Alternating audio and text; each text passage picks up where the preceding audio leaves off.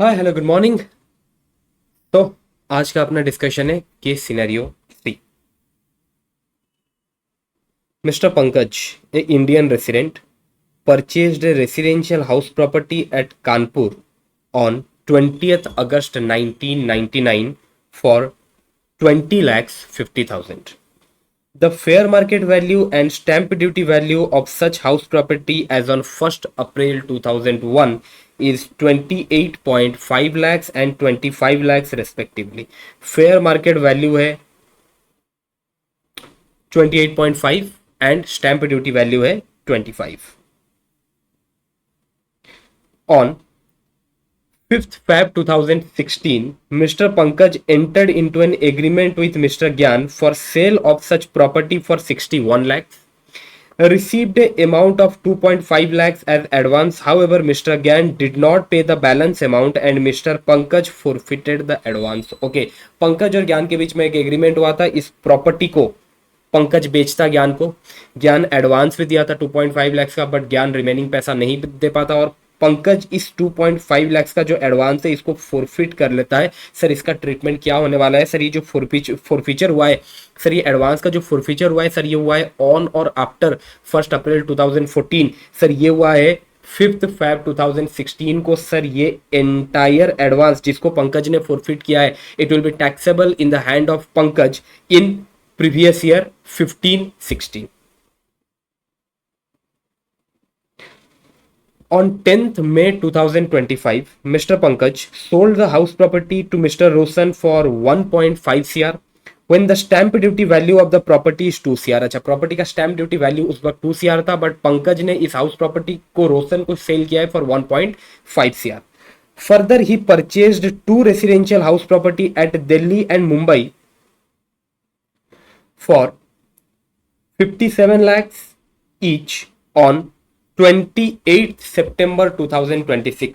ये house property रोशन को बेचने के बाद पंकज 2 हाउस प्रॉपर्टी परचेज करता है, एक दिल्ली में परचेज करता है, एक मुंबई में परचेज करता है, amounting to 57 lakhs each on 28th September 2026. Mr. Pankaj has no other income during the previous year 25-26. previous year 25-26 में ये कैपिटल गेन के इनकम के अलावा पंकज का और कोई इनकम नहीं था। नेक्स्ट,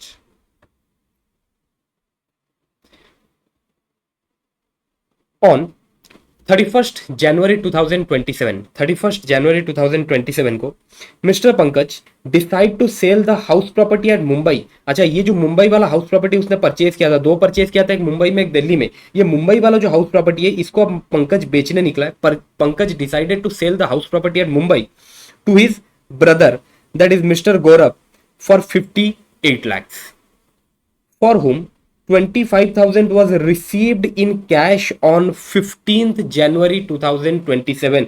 पंकज इसको बेच कब रहा है? ये हाउस प्रॉपर्टी को सेल कब कर रहा है? 31st जनवरी 2027 को। एंड फॉर दिस पर्पज गौरव से उसे एक एडवांस मिलता है इन कैश ऑन 15th जनवरी 2027 को as advance for signing agreement to sale. Sale deed was registered on 30th March 2027। Pankaj and Gaurav के बीच में जो सेल डीड हुआ था वो सेल डीड को रजिस्टर किया जाता है 30th March 2027 को on receipt of balance amount through account pay cheque from mister Gaurav. Stamp duty value of the property at Mumbai on 31st January 2027 and 30th March 2027 was 61 lakh and 64 lakh respectively। आपको cost inflation index दे रखा है and based on this case आपको ये 5 questions का answer देना है। चलो start करते हैं विद क्वेश्चन नंबर 1। बढ़िया क्वेश्चन है ये, थोड़ा ध्यान देना। What shall be the cost of acquisition of residential house property at Kanpur for computation of capital gain in the hand of Mr. Pankaj। Mister Pankaj के लिए ये कानपुर वाला जो हाउस प्रॉपर्टी है उसका कॉस्ट ऑफ एक्विजिशन क्या होने वाला है? चलो देखते हैं। सर ये जो कानपुर वाला हाउस प्रॉपर्टी था, ये कानपुर वाला जो हाउस प्रॉपर्टी था इसको पंकज ने परचेज किया था बिफोर 1 अप्रैल 2001। पंकज ने इसको परचेज किया था 20th अगस्त 1998 को, दैट इज बिफोर 1 अप्रैल 2001। कितने में परचेज किया था? 20.5 लाख में परचेज किया था। सर अगर इस हाउस प्रॉपर्टी को पंकज ने परचेज किया है before 1 April 2001, in that case sir आपका जो कॉस्ट ऑफ एक्विजिशन है ना, आपका कॉस्ट ऑफ एक्विजिशन बनेगा, पॉइंट आई में तो आप कॉस्ट ऑफ एक्विजिशन ले लो, पॉइंट 2 आई में आप low fair market value as on 1 April 2001 और stamp duty value as on 1 April 2001। ये एफएमबी एंड एसटीबी इन दोनों में से whichever is lower and cost of acquisition and point 2 इन दोनों में से whichever is higher that will be your cost of acquisition for calculation of capital gain. Sir start करते हैं। सर कॉस्ट ऑफ एक्विजिशन कितना था जब 1999 में पंकज ने ये प्रॉपर्टी को परचेज किया था? कितने में परचेज किया था? 20.5 में परचेज किया था। सर आज के डेट में 1 अप्रैल 2001 में, सॉरी नॉट आज के डेट में, 1 अप्रैल 2001 में सर फेयर मार्केट वैल्यू कितना है? फेयर मार्केट वैल्यू है आपका 28.5। 28.5। सर एसटीबी कितना है एज ऑन 1 अप्रैल 2001? 1 अप्रैल 2001 में एसटीबी है आपका 25 लाख। 25 लाख। तो एफएमबी एंड एसटीबी इन दोनों में से whichever is lower? Sir lower कौन सा है? 25। अब ये जो 25 लाख है इसको मुझे कंपेयर करना है with cost of acquisition. Cost of acquisition कितना है? 20.5 लाख। 20.5 लाख एंड 25 लाख दोनों में से whichever is higher? Sir higher कौन सा है? 25 lakh. So what will be your cost of acquisition? Cost of acquisition will be 25 lakhs। 25 lakhs option B. Sir अब आपके दिमाग में क्वेश्चन आ सकता है, sir what about this forfeited advance? Sir ये जो एडवांस उसने फॉरफिट किया था सर इसको मैं कॉस्ट ऑफ एक्विजिशन से लेस नहीं करूंगा क्या? नहीं करेंगे, बिकॉज ये जो एडवांस फॉरफिट हुआ है ये फॉरफिट हुआ है ऑन और after 1 April 2014 and for that reason ये जो एडवांस है ये forfeited advance already income from other sources में टैक्सेबल हो गया होगा इन प्रीवियस ईयर 15-16, हेंस इसको हम कॉस्ट ऑफ एक्विजिशन से रिड्यूस नहीं करने वाले। हो गया, चलते हैं नेक्स्ट क्वेश्चन पे। Amount of capital gain taxable for assessment year 26-27। Assessment year 26-27 में पंकज के हाथ में कितना कैपिटल गेन टैक्सेबल होगा for sale of residential house property and Kanpur? ये कानपुर वाला हाउस प्रॉपर्टी जो उसने बेचा उसके चलते पंकज के हाथ में कितना कैपिटल गेन टैक्सेबल होगा? अच्छा ये हाउस प्रॉपर्टी उसने बेचा किसको था? उसने बेचा था रोशन को। कितने में बेचा? 1.5 सीआर में। बट उस दिन स्टैंप ड्यूटी वैल्यू कितना था? 2 सीआर था। सर स्टैंप ड्यूटी वैल्यू है 2 सीआर एंड कंसिडरेशन जो पंकज ने लिया वो है 1.5 CR. It means sir your STV exceeds 110% of consideration। Consideration कितना है? 1.5 सीआर। सर इसका अगर मैं 110% निकालू ये आ रहा है आपका 1.65 सीआर। तो your STV exceeds your STV कितना है? 2 CR. Your STV exceeds 110% of consideration. Sir अगर एसटीबी 110% ऑफ कंसिडरेशन को एक्सीड करता है in that case your FBOC is equal to STB that is 2 CR. Sir यहां पर हम एफबीओसी 2 सीआर लेने वाले हैं, 1.5 सीआर नहीं। बराबर सर। अब अगर मेरा एफबीओसी है 2 सीआर का, यहां पर एक बार कैलकुलेशन कर लेता हूं, इसको एक बार मिटा देता हूं। सर पहले मैं लिखता हूं एफबीओसी। सर मेरा एफबीओसी आ गया 2 सीआर का। ट्रांसफर एक्सपेंसेस कुछ दे नहीं रखा। सर यहां से लेस करेंगे कॉस्ट ऑफ एक्विजिशन। सर अपना कॉस्ट ऑफ एक्विजिशन था हमने ऊपर ही कैलकुलेट किया था 25 लाख था। ये कॉस्ट ऑफ एक्विजिशन है आपका 25 लाख। अब आपका लॉन्ग टर्म कैपिटल गेन बन रहा है 1,75 लाख का। 1,75 लाख 1,75 लाख का बन गया आपका लॉन्ग टर्म कैपिटल गेन। बिल्कुल sir long term capital gain ये तो बन गया। अब बात ये है सर यहां पर बोला है ये कानपुर वाले प्रॉपर्टी को बेचने के बाद पंकज दिल्ली एंड मुंबई में 2 प्रॉपर्टी परचेज किया था ईच 57 लाख का। और ये परचेज उसने किया कब है? 28 सितंबर 2026 को। 28 सितंबर 2026 को। सर देख के तो लगता है यहां पर उसे सेक्शन 54 का एग्जाम्शन मिल जाएगा। सर सेक्शन 54 का एग्जाम्शन कितना मिलेगा? 2 प्रॉपर्टी उसने परचेज किया है। 2 प्रॉपर्टी उसने परचेज किया है, एक मुंबई में और एक दिल्ली में। एक प्रॉपर्टी का कॉस्ट कितना है? 57। तो 2 का कितना होगा? 57 into 2 that is 1,14 lakh. Sir ये है आपका एग्जाम्शन अंडर सेक्शन 54। सर ये एग्जाम्शन मिल जाएगा और ये एग्जाम्शन माइनस करने के बाद आपका जो लॉन्ग टर्म कैपिटल गेन रहेगा दैट विल बी 61 लाख आपका लॉन्ग टर्म कैपिटल गेन रहने वाला है। अगर आप लोग ये सोच रहे हो तो गलत सोच रहे हो। अगर आप लोग ये सोच रहे हो sir after claiming this exemption under section 54 उसका लॉन्ग टर्म कैपिटल गेन रहने वाला है 61 लाख का, ये गलत है। क्यों गलत है सर? एक बार समझो, एक बार समझो। सर मुझे बताओ, उसने ये जो दो प्रॉपर्टी परचेज किया, एक दिल्ली में एक मुंबई में, अमाउंटिंग टू 57 लाख ईच, ये उसने कब परचेज किया है? 28 सितंबर 2026 को। एंड क्वेश्चन में क्लियरली मेंशन्ड है Pankaj has no other income during the previous year 25-26। Apart from this capital gain income Pankaj का और कोई भी इनकम नहीं है। अगर पंकज का ये कैपिटल गेन के इनकम के अलावा और कोई भी इनकम नहीं है, मुझे बताओ what will be the due date of ROI for mister Pankaj. Sir mister Pankaj के लिए जो ड्यू डेट ऑफ आरओआई होगा, जो due date of return filing होगा सर, वो होगा 31/7/2026। 31st July 2026 will be the due date of ROI for Mr. Pankaj. बराबर। Sir अब चलते हैं, सेक्शन 54 बोलता क्या है मुझे बताओ। कानपुर वाला प्रॉपर्टी को उसने ट्रांसफर कब किया? सर कानपुर वाले प्रॉपर्टी को उसने ट्रांसफर किया था 10 मई 2025 को। 10 मई 2025 को उसने कानपुर वाला प्रॉपर्टी ट्रांसफर किया था। In that case to acquire a new residential house property, उसके पास 2 साल का पीरियड रहता है from the date of transfer. It means up to 10th May 2027, ये पूरे 2 साल का पीरियड है उसके पास to acquire new residential house property and to claim deduction of section 54। बराबर सर। लेकिन सर बीच में आया उसका due date, of ROI that is 31st जुलाई 2026। सर उसका सिर्फ कैपिटल गेन इनकम है एंड उसके चलते उसका due date of return filing आएगा 31st जुलाई 2026। और ये मैं एज्यूम करता हूं दैट मिस्टर पंकज इस डेट को अपना रिटर्न फाइल कर दिया। सर अगर ये हुआ है, अब मुझे एक बात बताओ, अगर पंकज को सेक्शन 54 का एग्जम्पशन क्लेम करना है, इन दैट केस या तो वो इस डेट तक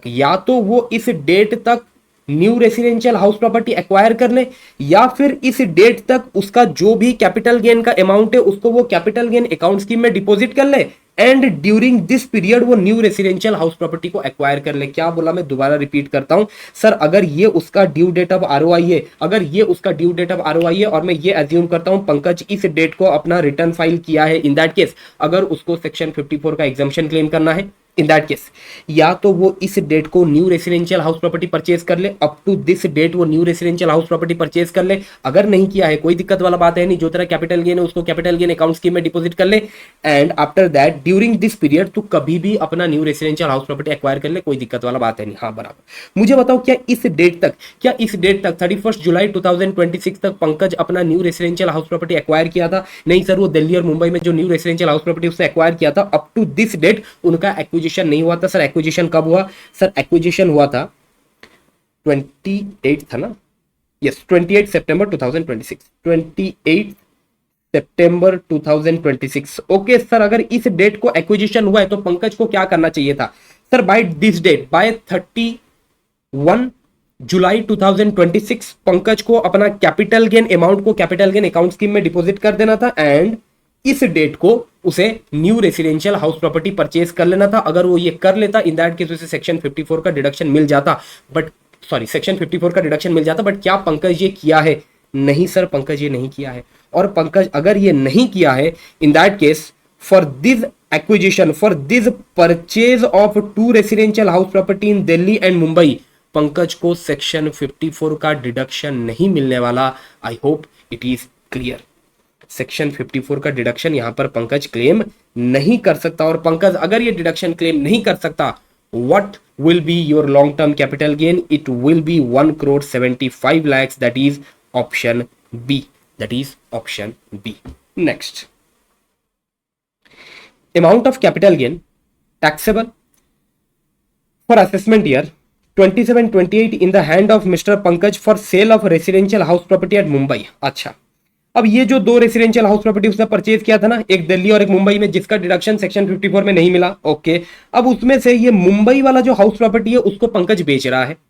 किसको बेच रहा है? On 31 January 2027, Pankaj decided to sell this house property at Mumbai to his brother Mr. Gaurav for 58 lakhs, from whom 25,000 was received in cash on 15th January 2027 as a advance for signing the agreement to sell। Okay, अब ये जो मुंबई वाला property है, ये मुंबई वाले property को पंकज बेच रहा है।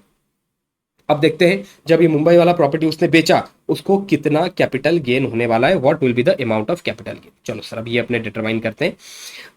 सर बेचा कितना में बेचा है? सर 58 लाख में बेचा है। 58 लाख में बेचा जरूर है, बट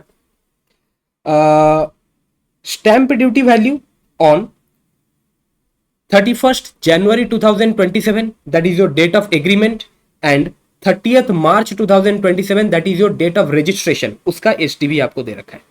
सबसे पहले तो मुझे बताओ सर, यहां पर मैं कौन सा एसटीबी लेने वाला हूं? डेट ऑफ रजिस्ट्रेशन का एसटीबी लूंगा या फिर डेट ऑफ एग्रीमेंट का एसटीबी लूंगा? सर वैसे तो अपने को डेट ऑफ रजिस्ट्रेशन का एसटीबी लेना है, लेकिन अगर एक कंडीशन कंप्लाई हो जाए, इन दैट केस हम डेट ऑफ एग्रीमेंट का एसटीबी भी ले सकते हैं। सर क्या था वो इकलौता कंडीशन? सर वो कंडीशन ये बोलता था, अगर up to the date of agreement अगर एसएससी को पार्ट और फुल कंसिडरेशन रिसीव हो गया है through banking channel, in that case आप डेट ऑफ एग्रीमेंट का भी एसटीबी ले सकते हो। दोबारा रिपीट करता हूं, if up to the date of agreement SSC को पार्ट और फुल कंसिडरेशन रिसीव हो गया है through banking channel, in that case आप डेट ऑफ एग्रीमेंट का एसटीबी को कंसिडर कर सकते हो। मुझे बताओ सर, उसका डेट ऑफ एग्रीमेंट क्या है? सर डेट ऑफ एग्रीमेंट है 31st January 2027 and 15th January 2027 को उसे एक पार्ट कंसिडरेशन रिसीव हुआ था 25,000 रुपए का। बट ये पार्ट कंसिडरेशन रिसीव कैसे हुआ था? बैंकिंग चैनल से रिसीव नहीं हुआ था सर, कैश में रिसीव हुआ था। इन दैट केस सर हम डेट ऑफ एग्रीमेंट के एसटीबी को कंसिडर नहीं कर सकते, हमें कंसिडर करना पड़ेगा डेट ऑफ रजिस्ट्रेशन के एसटीबी को, दैट इज 30th March 2027 का जो एसटीबी आपको दे रखा है 64 लाख, अपने को ये एसटीबी को कंसिडर करना पड़ेगा फॉर कैलकुलेशन ऑफ एफबीओसी। अच्छा सर, एसटीबी कितना है आपका? सर आपका एसटीबी आ गया 64 लाख। कंसिडरेशन कितना है?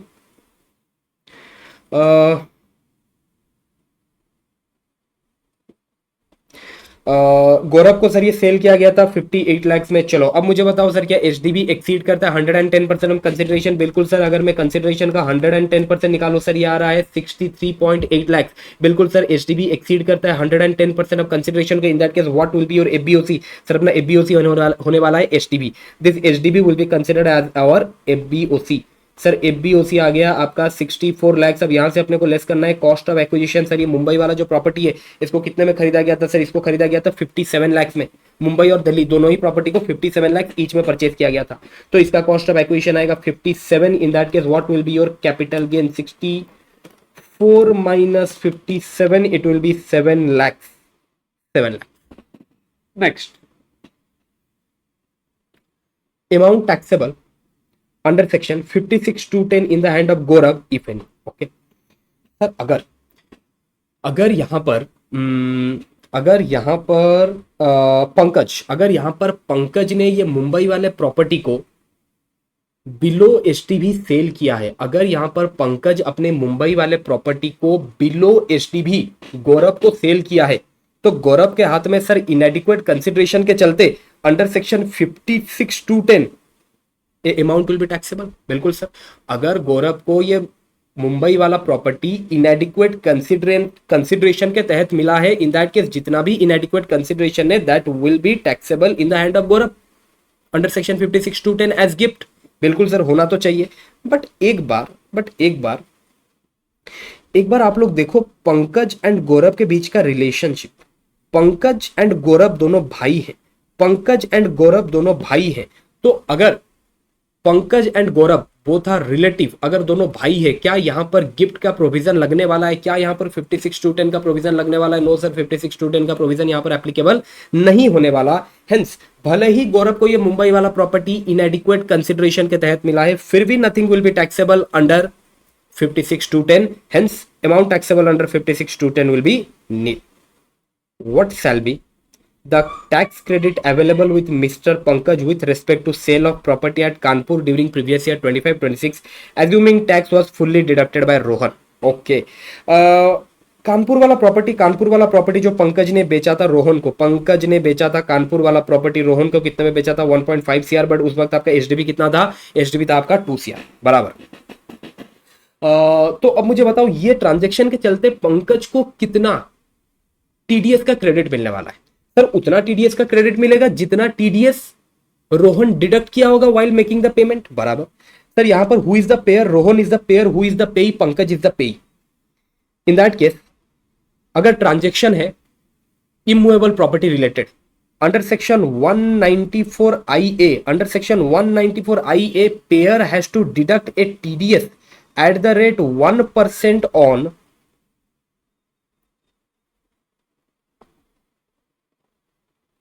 consideration or STV whichever is higher.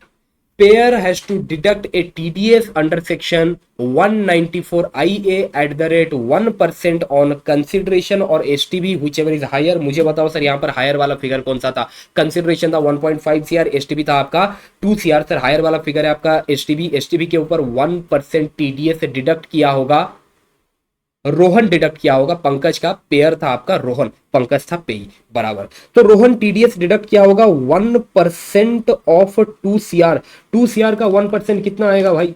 2 CR का 1% इट इज 2 लाख। 2 लाख का टीडीएस डिडक्ट किया होगा रोहन पंकज का। तो अब मुझे बोलो पंकज को कितना टीडीएस का क्रेडिट मिलने वाला है? सर 2 लाख रुपए के टीडीएस का क्रेडिट मिलने वाला है मिस्टर पंकज को। With this case scenario comes to an end. Thank you. Next मिलते हैं केस सिनेरियो 4 में।